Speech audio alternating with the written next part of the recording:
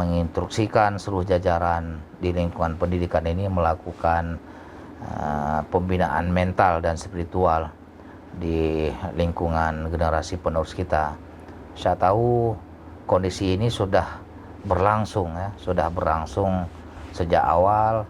Sebagian besar seperti kita sampaikan tadi sudah melakukan ini. Spiritual dan mental bagi lingkungan generasi penerus kita tentu akan menjadi hal-hal yang nantinya tidak bisa kita bayangkan bagaimana keunggulan prestasi dan intelektual mereka tidak dibarengi dengan spiritual dan mental tadi. Membiasakan mengawali kegiatan setiap harinya dengan terlebih dahulu membaca Al-Quran 10-15 menit.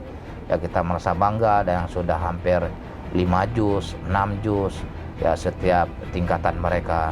Dan dengan penguatan yang kita berikan ini